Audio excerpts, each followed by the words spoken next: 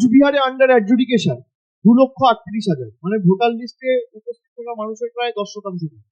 উত্তর দিনাজপুরে 4,80,000, ভোটার লিস্টে নাম রয়েছে 21 লক্ষ, মানে প্রায় 30%।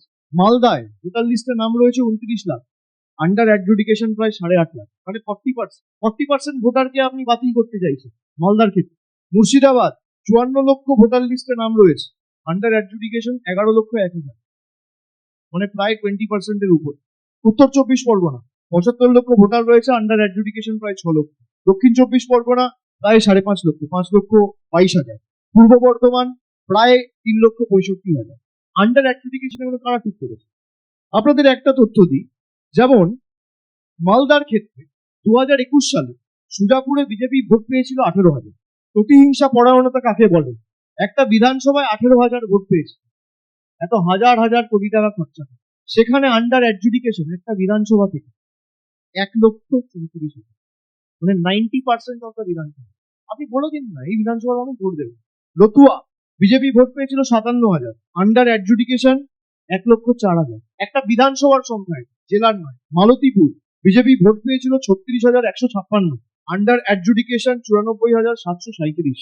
হরিশ্চন্দ্রপুর বিজেপি ভোট পেয়েছিল 49,000, under adjudication 91,000। Mothabari BJP vote পেয়েছিল 43,000, আন্ডার অ্যাডজুডিকেশন প্রায় 80,000। খালি 5টা বিধানসভার, মালদায় তো 12টা বিধানসভা রয়েছে, আমি খালি 5টা বিধানসভার উদাহরণ আপনাদের সামনে তুলে ধরলাম। এবার আপনাদের মুর্শিদাবাদের 5টা বিধানসভা বলি। রঘুনাথগঞ্জ বিজেপি ভোট পেয়েছিল 27,000, আন্ডার অ্যাডজুডিকেশন 1,15,000, একটা বিধানসভা। ভগবানগোলা বাই ইলেকশন হয়েছিল, তৃণমূল জিতেছিল, বিজেপি ভোট পেয়েছিল 18,490। বদলানিতে 1,10,000 মানুষকে আন্ডার অ্যাডজুডিকেশন রাখা হয়েছে।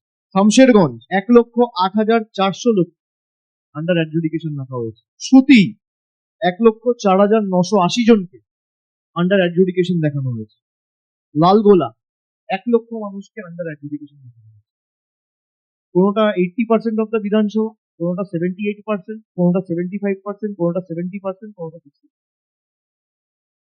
একটা বিধানসভায় মেরে কেটে 1.5 থেকে 2 লাখ লোক, 80% পোল হলে 1,60,000 লোক ধরুন, 2 লাখ লোক যদি থাকে যে বিধান, তার মধ্যে 1.5 লাখ লোককে রাখা হচ্ছে আন্ডার অ্যাডজুডিকেশন।